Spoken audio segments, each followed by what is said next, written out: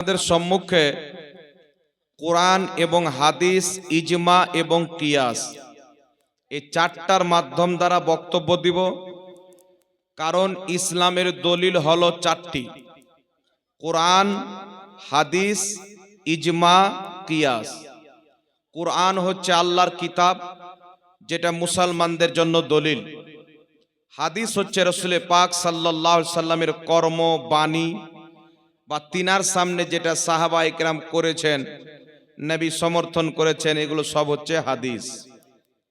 আর ইজমা বলা হয় যেই বিষয়ে নিজের যুগের ওলামায়ে কেরাম, উম্মতে মুহাম্মাদির হক্কানি আলিমগণ একমত হয়ে যায়, তাকেও ইজমা বলা হয়। আর রাসূল পাক সাল্লাল্লাহু আলাইহি ওয়াসাল্লাম বলেছেন, আমার উম্মত যেই বিষয়ে একমত হয়ে যাবে সেটা কোনোদিন ভুল হবে না। কোনো গুমরাহিয়াতের প্রতি আমার উম্মত কোনোদিন ঐক্যমত হতে পারে না। তো বুঝা গেল কোনো গুমরাহিয়াতের প্রতি নবী পাক বলছেন আমার উম্মত ঐক্যমত পোষণ করতে পারে না। তো যেই জিনিসের প্রতি ঐক্যমত পোষণ করবেন সেটা কোনোদিন গুমরাহিয়াত হতে পারে না। এবং কোরআন পাকের অসংখ্য আয়াত দ্বারা ইজমা দলিল এটা প্রমাণিত। তারপরে কিয়াস হচ্ছে একটি দলিল। আমার নবী মুস্তাফা সাল্লাল্লাহু আলাইহি ওয়াসাল্লাম হযরতে মুআজ রাদিয়াল্লাহু তাআলা আনহুকে একটি দেশের কাজী বানিয়ে পাঠাচ্ছেন। তো রাসূল পাক জিজ্ঞাসা করছেন, এ আমার সাহাবী, যদি তোমার সামনে কোনো মাসলা চলে আসে তুমি কি দিয়ে সমাধান করবে? তো রাসূলুল্লাহ সাল্লাল্লাহু আলাইহি ওয়াসাল্লামের সাহাবী বলছেন, ইয়া রাসূলুল্লাহ, ইয়া হাবিবাল্লাহ, আমার সামনে যখন কোনো মাসআলা আসবে আমি সেই মাসআলাটার সমাধান আল্লাহ পাকের কোরআন দিয়ে করব। নবী পাক সাল্লাল্লাহু আলাইহি সাল্লাম বললেন, যদি তুমি কোরআন পাকে না পাও, কোরআন পাকে তো সব জিনিস আছে কিন্তু সবার জন্য খোঁজা সম্ভব নয়। যদি তুমি কোরআন পাকে না পাও, হযরতে মুআজ বিন জাবাল রাদিয়াল্লাহু তাআলা আনহু বলছেন, ইয়া রাসূলুল্লাহ, ইয়া হাবিবাল্লাহ, আপনার সুন্নাত অর্থাৎ হাদিস দিয়ে সমাধান করব। রাসূল করিম সাল্লাল্লাহু আলাইহি ওয়াসাল্লাম বললেন, যদি তুমি আমার হাদিসের মধ্যেও না পাও, তো হযরতে মুআজ রাদিয়াল্লাহু তাআলা আনহু বলছেন, ইয়া রাসূলুল্লাহ, ইয়া হাবিবাল্লাহ, আমি কোরআন এবং হাদিসকে সামনে রেখে আমার বুদ্ধি দিয়ে কিয়াস করে সমাধান করব। জোরে বল সুবহানাল্লাহ। তখন আমার আপনার নবী সাল্লাল্লাহু আলাইহি ওয়াসাল্লাম তিনাকে শাবাশী দিলেন, সমর্থন করে পাঠালেন। তখন থেকে কিয়াসও হয়ে গেল একটি দলিল। তো ফুকাহায়ে কেরাম, ওলামায়ে কেরাম নিজের যুগে যখন কোনো মাসআলা সামনে এসেছে যেটার সমাধান কোরআন ও হাদিসের মধ্যে তিনারা পাননি, কোরআন এবং হাদিস মোতাবিক তিনারা সমাধান করে উম্মাতে মুসলিমাকে কিতাব লিখে দিয়ে দিয়েছেন। এই জন্য আল্লাহ তাবারাক ওয়া তাআলা পবিত্র কোরআনুল কারীমের মধ্যে বলেছেন, কোরআনুল কারীমের আয়াত বলার পূর্বে একটি কথা জেনে নেন, যদি কোনো ব্যক্তি বলে যে আমি কোরআন এবং হাদিস ছাড়া কিছু মানি না, সেই ব্যক্তি হচ্ছে পথভ্রষ্ট। কারণ কোরআন তখন আপনার মানা হবে যখন কোরআন যাদেরকে মানতে বলবেন আপনি তাদেরকে মানবেন। আর আপনি বলছেন আমি কোরআন মানি, আর কোরআন যদি বলেন যে তুমি আলিমদের হুকুমকে মানো, আর আপনি বলেন যে আমি আলিমের হুকুম মানি না কিন্তু কোরআনকে মানি, তাহলে আপনার কিন্তু কোরআন মানা হলো না। এই জন্য আল্লাহ পাকের কোরআন বলেন, ইয়া আইয়ুহাল্লাযীনা আমানু আতিউল্লাহ ওয়া আতিউর রাসূল ওয়া উলিল আমরি মিনকুম। আল্লাহ পাক বলছেন, হে ঈমানদার, হে বিশ্বাসীগণ, তোমরা আল্লাহর আদেশ মানো। আল্লাহর আদেশ কোথায় পাবো? কোরআন পাকে। ওয়া আতিউর রাসূল, এবং রাসূলের আদেশ মানো। রাসূলের আদেশ কোথায় পাবো? হাদিস শরীফের মধ্যে। তারপর আল্লাহ পাক বলছেন উলিল আমরি মিনকুম, এবং হুকুম দাতাদের আদেশ মানো, যারা উলিল আমর তাদের হুকুমও তোমরা মানো। জোরে বল সুবহানাল্লাহ। তাহলে পবিত্র কোরআন থেকে আমরা কি বুঝতে পারলাম? আল্লাহ বলছেন আমার হুকুম মানো, আমার নবীর হুকুম মানো, আর উলিল আমরের হুকুমও মানো।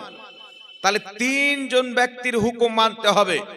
এক হচ্ছে কুল কায়নাতের স্রষ্টা আল্লাহ, দ্বিতীয় নাম্বার হচ্ছে মুহাম্মদ রাসূলুল্লাহ, তৃতীয় নাম্বার হচ্ছে উলিল আমরে মিনকুম।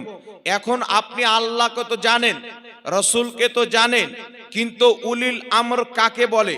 দেখেন বিরাদর ইসলাম, যদি আপনি কোরআন পাককে বুঝতে চান, কোরআন পাকের সারমর্মকে জানতে চান, তাহলে পূর্বের মুহাদ্দিস, পূর্বের মুফাসসির, পূর্বের ইমাম যারা লক্ষ লক্ষ হাদিসকে সামনে রেখে কোরআন পাকের তাফসির লিপিবদ্ধ করেছেন, তিনাদের তাফসিরকে যদি পড়েন, কোরআন পাকের আসল উদ্দেশ্যটা বুঝতে পারবেন।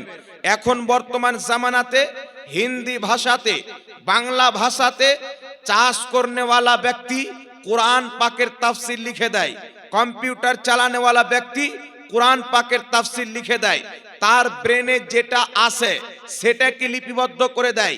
কিন্তু মনে রাখবেন, আজ বর্তমান দুনিয়াতে যার তার তাফসির যদি আপনি পড়েন, কোরআন পাকের উদ্দেশ্য না বুঝতে পেরে আপনি পথভ্রষ্ট হয়ে যেতে পারেন।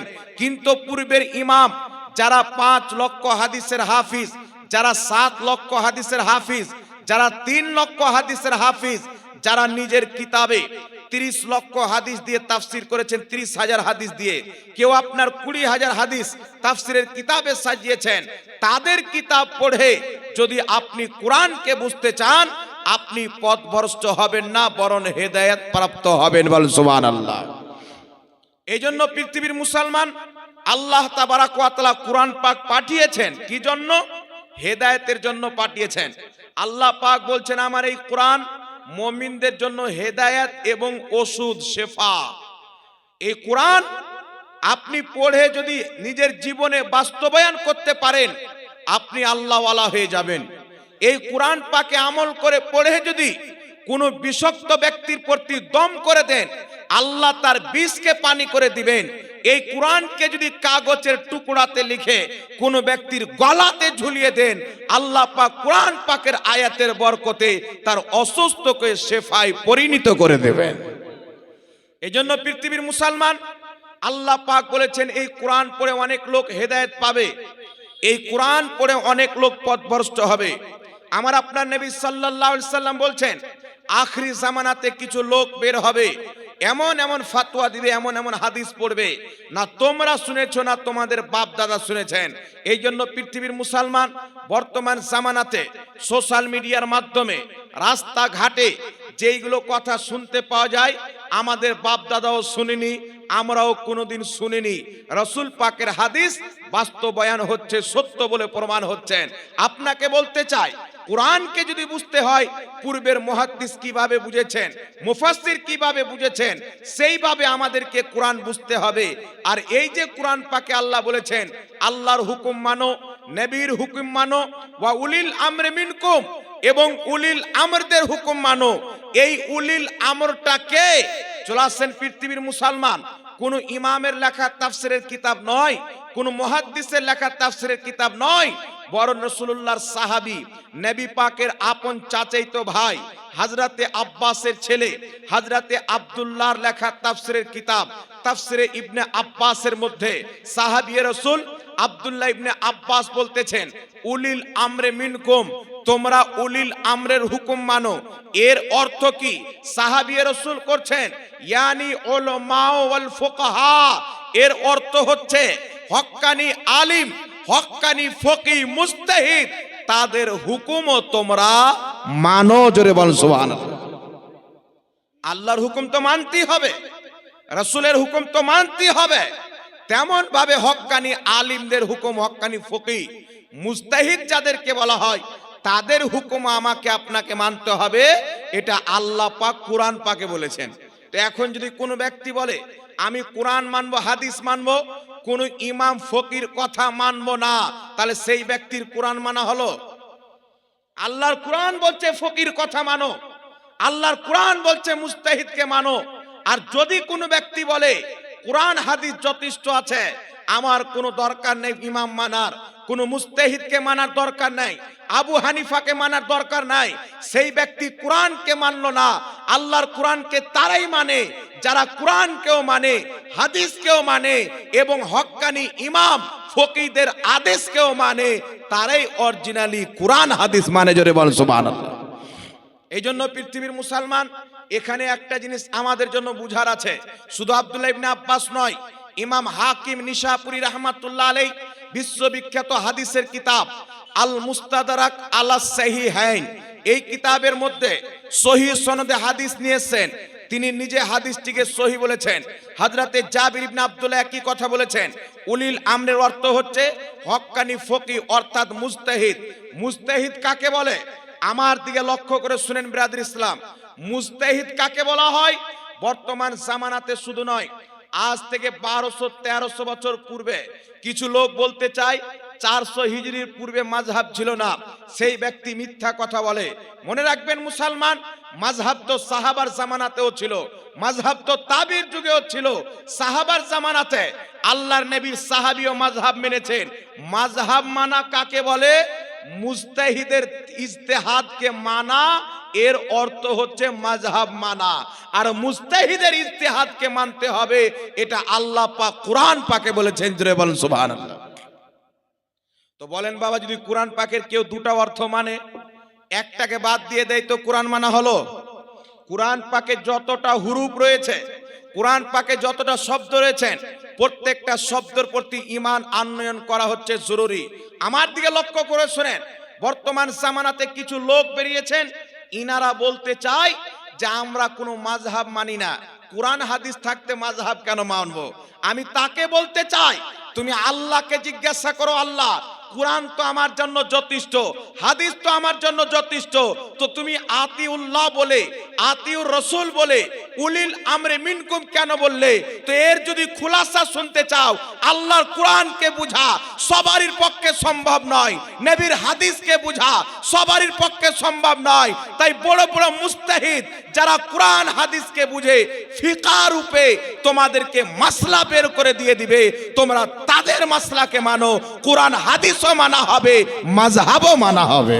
নারে তাকবীর, নারে রিসালাত, নারে রিসালাত, মাসলাকে আলা হযরত, নারে তাকবীর, এখানে নারে সবাই, রিসালাত। আপনারা সবাই জ্ঞানী গুণী লোক বসে আছেন। এই আয়ের মারির আমি শুনেছি বেশিরভাগ লোক শিক্ষিত লোক। এখন আপনাকে বলতে চাই বাবা, আল্লাহ কি বলছেন? ইয়া আইয়ুহাল্লাযীনা আমানু আতিউল্লাহ ওয়া আতিউর রাসূল ওয়া উলিল আমরি মিনকুম। আল্লাহ কোরআন পাকে বলছেন, হে বিশ্বাসীগণ, আল্লাহর আদেশ মানো, নবীর আদেশ মানো, উলিল আমরে মিনকুম ফকিহ মুজতাহিদদের আদেশকে মানো। এখন আপনাকে বলার আমার উদ্দেশ্য হচ্ছে, কোরআন কি আমাদের জন্য যথেষ্ট নয়? হাদিস কি আমাদের জন্য যথেষ্ট নয়? আল্লাহ পাক কেন বললেন হক্কানি মুজতাহিদদের হুকুমকেও মানো? আল্লাহ পাক কেন বললেন ফুকাহায়ে কেরামের ইজতিহাদকেও মানো? বলার উদ্দেশ্য হচ্ছে মুসলমান, কোরআন পাক হচ্ছে মহা এক সমুদ্র, যার তলাতে যাওয়া সবার পক্ষে সম্ভব নয়। নবীর হাদিস হচ্ছে মহা এক সমুদ্র, যার তলাতে যাওয়া সবারই পক্ষে সম্ভব নয়। তাই আল্লাহ পাক বলছেন উলিল আমরে মিনকুম, হক্কানি ফকিহ মুজতাহিদদের আদেশকে মানো, কারণ কোরআনের তলা পর্যন্ত তোমরা যেতে পারো না, মুজতাহিদ যেতে পারে। আর মুজতাহিদ কোরআনের তলা পর্যন্ত গিয়ে যেই মাসলা বের করে দিয়ে দিবে, তোমরা সেই মাসলাকে গ্রহণ করে নাও। তো আল্লাহ পাক তো নিজে ইমাম মানতে বলেছেন, আল্লাহ পাক তো নিজেই ফকিহকে মানতে বলেছেন। এখন যদি কোনো ব্যক্তি বলে ইমামের দরকার নাই, একটু আমার দিকে লক্ষ্য করে শুনেন বাবা, ধ্যান দিয়ে শুনেন, বহুত ইম্পর্টেন্ট কথা। বর্তমান জামানাতে ঘাস কাটনেওয়ালা বলে মাযহাব মানবো না, বলছে কোরআন হাদিস যথেষ্ট। কোরআন হাদিস যদি যথেষ্ট হয়ে যেত, আল্লাহ কোনোদিন ফকির কথা মানতে বলতো না। আর আল্লাহ বলেছেন ফকিহ মুজতাহিদের কথা মানো, ইমামের কথা মানো। এখন যদি কেউ বলে আমি কোনো ইমামকে মানবো না, তাহলে ওর কোরআন মানা হলো? এই জোরে বলেন, ওর কোরআন মানা হলো, ওর হাদিস মানা হলো? আর যারা বলতে চায় কোরআন হাদিস আমাদের জন্য যথেষ্ট, এখন কিছু লোক বেরিয়েছেন, বাবা ঘাস কাটতো, বেটাও ঘাস কাটে। মাঠ থেকে ঘাস কেটে এসে বলেন যে ইমাম মানার কোনো দরকার নেই, কোরআন হাদিস তো আছে। কিন্তু আমি আপনাকে হাদিস শোনালাম, মুআজ বিন জাবালকে রাসূল পাক বলছেন, হে জাবাল, তুমি কি দিয়ে ফয়সালা করবে, সমস্যার সমাধান কি দিয়ে করবে? মুআজ বিন জাবাল বলছেন, ইয়া রাসূলুল্লাহ, আমি আল্লাহর কোরআন দিয়ে ফয়সালা করব, সমাধান করব। নবী বলছেন, যদি কোরআন পাকে না পাও, হাদিস দিয়ে। নবী বলছেন, যদি হাদিসে না পাও, হযরতে মুআজ বিন জাবাল নবীর সাহাবী, যারা শিক্ষা অর্জন করেছেন মুহাম্মদ রাসূলুল্লাহর নিকট থেকে। আমি তো মাদ্রাসায় 14 বছর 15 বছর পড়াশোনা করে শিক্ষক হয়েছি। কোন মাস্টার 10 বছর পড়াশোনা করে মাস্টার হয়েছেন, কেউ 15 বছর পড়াশোনা করে স্কুল কলেজের প্রফেসর হয়েছেন, শিক্ষক হয়েছেন। কিন্তু পৃথিবীর মুসলমান, আমার নবী মুস্তাফা বলছেন, বইস্ত মুআল্লিমান, আমি যেই দিন জন্মগ্রহণ করেছি মায়ের পেট থেকে সারা পৃথিবীর শিক্ষক হয়েছি। জোরে বল সুবহানাল্লাহ। আমার নবী মায়ের পেট থেকে শিক্ষক হয়েছেন, সেই নবীর সাহাবী।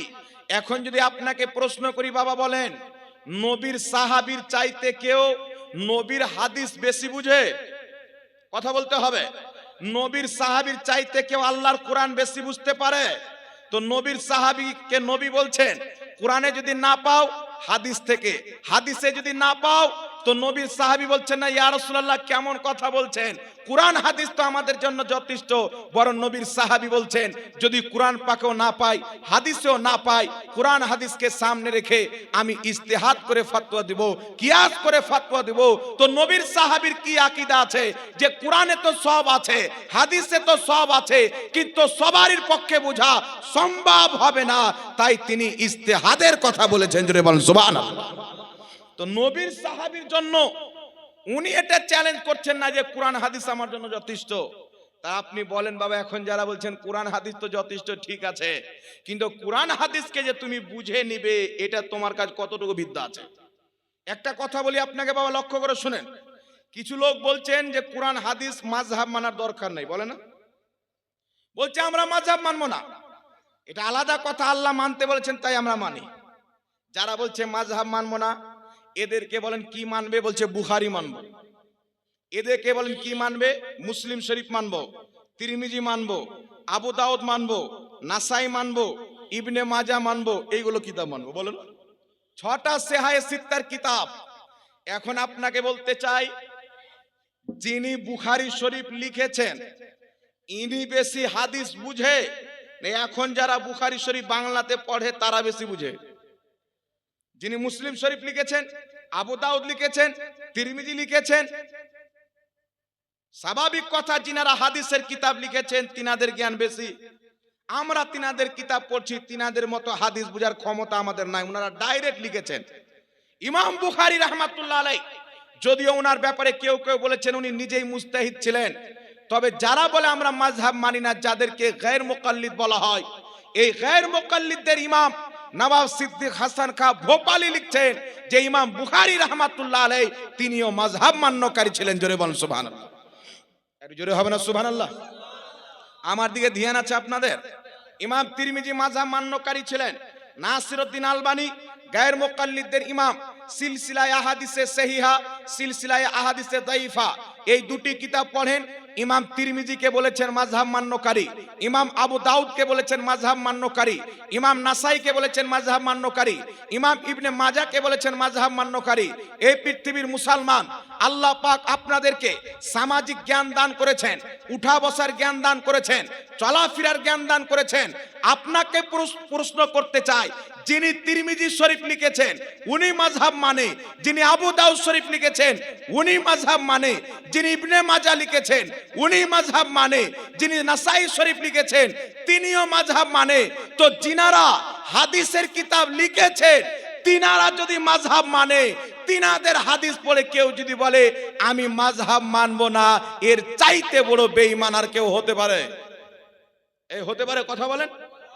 ইমাম তিরমিজি শরীফ লেখার পরেও মুকাল্লিদ মাযহাব মানে, ইমাম আবু দাউদও মাযহাব মানে, আর এরা বলছে মাযহাব মানবো না। তবে কামালের কথা হচ্ছে, বিরাদর ইসলাম বলেন তো, ইমাম ইবনে মাজাহ যদি মাযহাব মানে, আমাদেরকে তো বেশি করে মানতে হবে। বেশি মানতে হবে কি হবে না? ওনার সামনে আমাদের হাদিস মুখস্থ আছে। কেউ 5 লক্ষ হাদিসের হাফিজ, কেউ 3 লক্ষ হাদিসের হাফিজ, কেউ 2.5 লক্ষ হাদিসের হাফিজ, কেউ 6 লক্ষ হাদিসের হাফিজ, কেউ 4.5 লক্ষ হাদিসের হাফিজ। এত লক্ষ লক্ষ হাদিস জানার পর, মুখস্থ করার পর, কিতাবে হাদিস লিখার পর ইনারা যদি মাযহাব মানে, আজকে যারা মানুষকে বিভ্রান্তি করে ঈমান ধ্বংস করতে চায়, বলে কোরআন হাদিস থাকতে মাযহাব মানা যাবে না। আমি আপনাকে বলতে চাই, এইগুলো মুহাদ্দিস চাইতে তার জ্ঞান কি বেশি হয়ে গেল?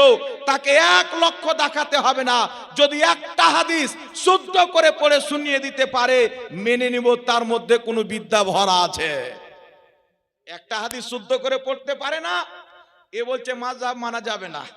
অথচ ইমাম তিরমিজি মাযহাব মানছেন, ইমাম বুখারী পর্যন্ত মাযহাব মানছেন। এই জন্য পৃথিবীর মুসলমান, মাযহাব আপনাকে মানতে হবে। 4 মাযহাবের মধ্যে কোন এক মাযহাবকে যারা মানে না, তারা শয়তানের মাযহাবকে মানে।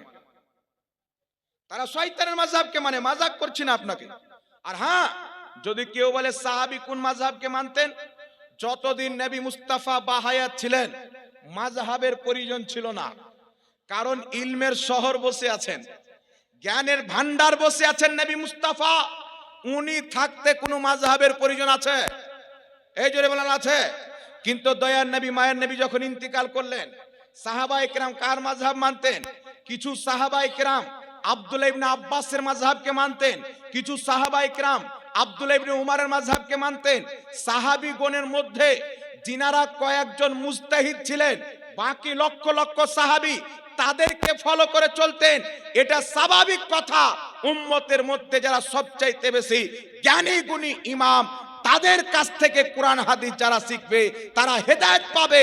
বর্তমান আমার মতন মৌলবীর কথা শুনে যারা বলবে মাযহাব মানা যাবে না, কিন্তু জাহাঙ্গীরকে মানবে, ওই লোকটা পথভ্রষ্ট হয়ে যাবে। কথা বুঝছেন বাবা? এখনকার মৌলবী বলছে মাযহাব মানা যাবে না। আমি আপনাকে বলছি শুনেন, যারা বলে মাযহাব মানা যাবে না, যেইগুলো ইমাম মাযহাব মানতেন, এদের কিতাব যদি পড়া বন্ধ করে দেয় তো শরীয়তের শিনও বুঝতে পারবে না, ইসলামের আলিফও বুঝতে পারবে না, কুরআন পাকের কাফও বুঝতে পারবে না, হাদিসের হওয়া বুঝতে পারবে না। এই জন্য পৃথিবীর মুসলমান, আপনাকে নাম বলছি শুনেন। ইমাম জালালউদ্দিন সুয়ুতি শাফি মাযহাবের মুকাল্লিদ, ইমাম ইবনে হাজার আসকালানি শাফি মাযহাবের মুকাল্লিদ, ইমাম বদরুদ্দিন আইনি ইমাম আবু হানিফার মুকাল্লিদ, ইমামুল্লাহ আলী কারি আবু হানিফার মুকাল্লিদ, ইমাম নববী শাফি মাযহাবের মুকাল্লিদ, ইমাম ইবনে রজব হাম্বলি হাম্বলি মাযহাবের মুকাল্লিদ, ইমাম ইবনে কুদামা হাম্বলি মাযহাবের মুকাল্লিদ, ইমাম কাজী আয়াজ রাহমাতুল্লাহ আলাইহি ইনি হচ্ছেন মালিকি মাযহাবের মুকাল্লিদ। জোরে বলতে হবে সুবহানাল্লাহ। এত বড় বড় ইমাম। আচ্ছা বাবা, হাদিস শরীফের মধ্যে কুরআন পাকের পর সর্বশ্রেষ্ঠ কিতাব কোনটি? বুখারী আমরা মানি কি না? এই যে বুখারী শরীফ, বুখারী শরীফের আরবিতে ব্যাখ্যা কিতাব লিখেছেন ইমাম ইবনে হাজার আসকালানি। বুখারী শরীফের আরবিতে ব্যাখ্যার কিতাব লিখেছেন ইরশাদুস সারি ইমাম কাস্তালানি। বুখারী শরীফের আরবি ব্যাখ্যার কিতাব লিখেছেন ইমাম বদরুদ্দিন আইনি, কিতাবটির নাম উমদাতুল কারি। বুখারী শরীফের আরবিতে ব্যাখ্যা লিখেছেন ইমাম ইবনে রজব হাম্বলি, তিনারও কিতাবটির নাম হচ্ছে ফাতহুল বারি। এখন আপনাকে বলি বাবা, লক্ষ্য করে শুনেন, ইমাম ইবনে হাজার আসকালানি যিনি বুখারী শরীফের বাংলাতে নয় আরবিতে ব্যাখ্যার কিতাব লিখছেন, ইনি হচ্ছেন শাফি মাযহাব মাননেওয়ালা। যিনি বুখারী শরীফের আরবিতে ব্যাখ্যার কিতাব লিখছেন উমদাতুল কারি, ইমাম বদরুদ্দিন আইনি, ইনি হচ্ছেন হানাফি মাযহাব মাননেওয়ালা। আরবিতে যিনি বুখারী শরীফের ব্যাখ্যার কিতাব লিখছেন ইরশাদুস সারি, ইনি হচ্ছেন ইমাম কাস্তালানি, ইনি হচ্ছেন শাফি মাযহাবের মুকাল্লিদ। ইমাম ইবনে রজব হাম্বলি ফাতহুল বারি বুখারী শরীফের সারা লিখনেওয়ালা, ইনিও হচ্ছেন আপনার হাম্বলি মাযহাবের মুকাল্লিদ। তো যিনারা আরবিতে হাদিসের কিতাবের ব্যাখ্যা লিখেছেন, তিনারাও তো মাযহাব মানতেন। কথা বুঝতে পারছেন কি পারেন না বাবা? তিনারাও তো মাযহাব মানতেন। আমার বলার উদ্দেশ্য হচ্ছেন, বুখারী শরীফের ব্যাখ্যা লিখছেন 10 খণ্ডে, 15 খণ্ডে, 20 খণ্ডে। এত বড় ইমাম যদি মাযহাব মানে, যিনি বুখারী শরীফের আরবিতে ব্যাখ্যার কিতাব লিখছেন নিজে নিজে, আমি এখন একটা হাদিসের ব্যাখ্যা করব, তো কোন ইমামের ব্যাখ্যার কিতাব পড়ে করব। আমি এখন কোরআন পাকের তাফসির করব, কোন মুফাসসিরের কিতাব পড়ে করব। তো আমি যার কিতাব পড়ে কোরআন পাকের তাফসির করব, হাদিসের ব্যাখ্যা করব, উনার কত জ্ঞান হবে বাবা? যিনি কিতাবটা লিখেছেন, তো যিনারা বুখারীর ব্যাখ্যা লিখছেন, তিনারা সবাই হচ্ছে মাযহাব মাননেওয়ালা, আর আজকের সূরা ফাতিহা পড়তে জানে না। যেমন মুর্শিদাবাদের আপনাদের জলঙ্গি থানার বিমল দাসের বেটা আছে, নাম শুনেছেন? আরবি পড়ার ঢং নেই। আমি চ্যালেঞ্জ করে বলছি, যদি সূরাতুল ফাতিহা শুদ্ধ করে পড়তে পারে, আমার যত প্রপার্টি আছে তার নামে রেজিস্ট্রি করে দিয়ে দেবো। ওগার জালসা করে খেতে হবে আলহামদুলিল্লাহ, আর 7 পুষ চলবে। কিন্তু পড়ার ঢং নাই। কোন কিতাব পড়ে বক্তব্য দেয়? বাংলা কিতাব পড়ে বক্তব্য দেয় আর বলে মাযহাব মানা যাবে না। আচ্ছা বলেন, বাংলা কিতাবটা কি নবী পাক লিখেছেন, সাহাবা লিখেছেন, ইমাম বুখারী লিখেছেন, তিরমিজি লিখেছেন? কে লিখেছেন? নিশ্চয়ই বাংলা কিতাব তাদের জামাতের, তাদের গায়ের মোকাল্লিদ দলের, ওয়াহাবি মতবাদের কোন মৌলবি লিখেছেন। তো মৌলবি বাংলা কিতাবে যা অনুবাদ করবে, এ তো সেটাই বুঝবে। তো পৃথিবীর সবচাইতে বেশি অন্ধ মোকাল্লিদ যদি কেউ থাকে, তো জলঙ্গির বিমল দাসের বেটাই আছে। কারণ এর বাংলা ছাড়া পুঁজি নাই। এবার আপনাকে বলতে চাই, শুনেন, উম্মতের ইমামগণ মাযহাব মানার ব্যাপারে কি বলেছেন একটু লক্ষ্য করে শুনেন। আমার নবী কি বলেছেন? সুনান ইবনে মাজার মধ্যে হাদিস, রাসূল পাক সাল্লাল্লাহু আলাইহি ওয়াসাল্লাম বলছেন, আল্লাহর হাবিব বলছেন, আল্লাহ পাক যার মাধ্যমে দ্বীনের খিদমত করার ইচ্ছা করেন, আল্লাহ তাকে ফকি বানিয়ে দেন, মুস্তাহিদ বানিয়ে দেন। আর যাদেরকে আল্লাহ মুস্তাহিদ বানায়, তাদের ইজতিহাদকে মানলে পারে মানুষ পথভ্রষ্ট হয় না, হেদায়েতের প্রতি কায়েম থাকে। জোরে বলেন সুবহানাল্লাহ। এই পাঙ্খাটা কেউ ঘুরিয়ে দেন তো ওইদিকে, একজন যান, পাঙ্খাটা একটু ওইদিকে ঘুরিয়ে দেন। হ্যাঁ, ওইদিকে দিয়ে দেন। এই জন্য পৃথিবীর মুসলমান শুনেন, ইমামগণ এই বিষয়ে কি বলেছেন আমার দিকে লক্ষ্য করেন। ইমাম বদরুদ্দিন আইনি রহমাতুল্লাহ আলাইহি লক্ষ লক্ষ হাদিসের হাফিজ, নিজের কিতাব ইমাম বদরুদ্দিন আইনি উমদাতুল কারি সহ কয়েকটি কিতাবের মধ্যে লিখতেছেন। কি লিখতেছেন? হানাফি, শাফি, মালিকি, হাম্বলি, এই 4 মাযহাবই হচ্ছে আহলে সুন্নাত ওয়াল জামাত। 4 মাযহাবের দ্বারা বাইরে হবে, এরা আহলে সুন্নাত ওয়াল জামাত নয়, বরং এরা হচ্ছে বিদাতি এবং পথভ্রষ্ট। ইমাম সাবি রাহমাতুল্লাহ আলাইহি লক্ষ লক্ষ হাদিসের হাফিজ, তাফসিরে সাবির মধ্যে লিখতেছেন, হানাফি, শাফি, মালিকি, হাম্বলি 4 মাযহাব হচ্ছে আহলে সুন্নাত ওয়াল জামাত, জান্নাতি পথের।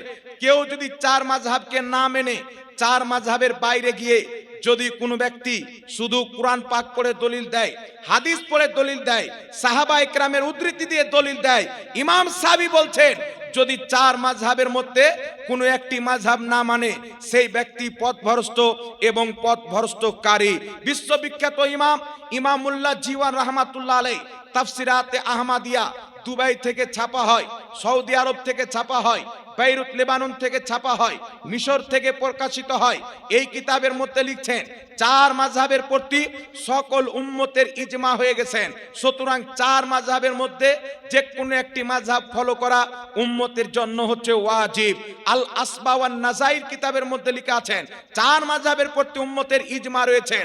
আমার জানা মতে 25টির চাইতে বেশি কিতাবের মধ্যে 25 জনের চাইতে বেশি ইমাম মাযহাব মানা জরুরি বলেছেন, মাযহাবের প্রতি ইজমা বলেছেন, এবং কোটি কোটি ইমাম সবাই তারা মাযহাব মেনেছেন। এই জন্য পৃথিবীর মুসলমান বর্তমানে যেই গায়ের মুকাল্লিদ বলে মাযহাব মানা যাবে না, তাদের দলের প্রতিষ্ঠাতা মুহাম্মদ বিন আব্দুল ওয়াহাব নজদি হাম্বলি মাযহাব মান্যকারী ছিল। তাদের সবচাইতে বড় ইমাম, যাকে তারা শাইখুল ইসলাম বলে, ইবনে তাইমিয়া হাম্বলি মাযহাবের লোক ছিল। এই জন্য পৃথিবীর মুসলমান যারা বলে মাযহাব মানা যাবে না, তাদেরকে যারা তৈরি করেছে তারা পর্যন্ত মাযহাব মেনেছে। জোরে বলেন সুবহানাল্লাহ। যদি কেউ বলে মাযহাব মানা যাবে না, তাহলে ইমাম ইবনে মাজাহ ভুল করেছেন, ইমাম তিরমিজি ভুল করেছেন, ইমাম মুসলিম, ইমাম নাসাই এরা ভুল করেছেন। তাহলে ইনার কিতাবকে বাদ দেওয়া হোক।